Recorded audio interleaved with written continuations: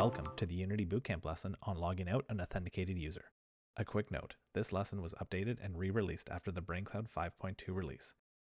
In this updated lesson, we're going to cover how to effectively use the brainCloud wrapper's logout method. For this lesson, we're going to start in the network script. Declare a pair of public callback delegates used for handling a logout request. Declare a public method called logout. In the body, we'll check to see if the user is authenticated. If the user is not authenticated, we'll log a meaningful error message, and if set, we'll invoke the failed callback delegate. If the user is authenticated, then we'll declare a pair of callback lambdas. In the body of the success lambda, log the response data. Finally, if set, invoke the success callback delegate. Next, implement the failed callback lambda. In the body, log an error message, and if set, invoke the failed callback delegate. Make the brainCloud logout request, pass in true and the callback lambdas as the arguments.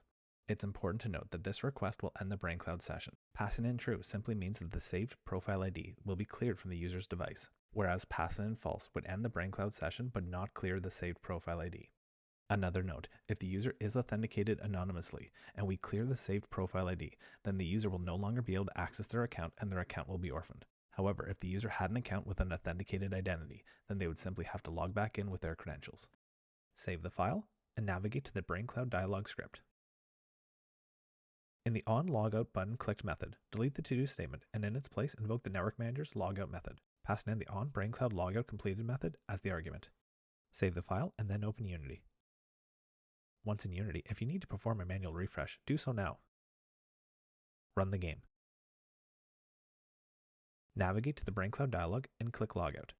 Notice that the dialog updates. We are now logged out from brainCloud. Unfortunately, now that we've logged out, we can no longer log back in with the same account. That's because the account used an anonymous identity. Once you log out an account with an anonymous identity, there is no way to log back in.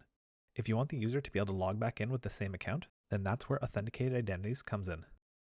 Before we end this lesson, there's one more thing I'd like to show you. We're going to use the brainCloud wrapper's logout request to keep track of when the user exits the game. brainCloud added support in 5.2 to keep track of user session durations, but it requires logging out from brainCloud when the user exits the app. In this situation though, we don't want to clear the user's saved profile ID.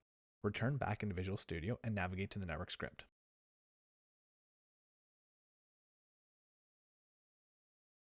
Below the update method, declare a method called onApplicationQuit.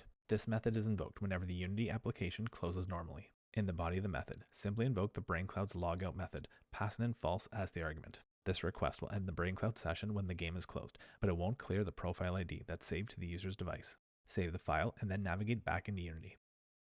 If you need to perform a manual refresh, do so now. Run the game. After we authenticate with brainCloud, wait about 5 seconds and then close the app.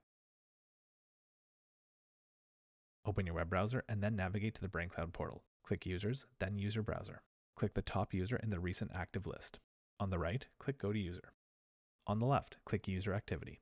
Notice that we were able to capture this user's session duration. This is a powerful new data point that will show you how long your users are actually using your game or app. Universal authentication is the next lesson in the Unity BootCamp.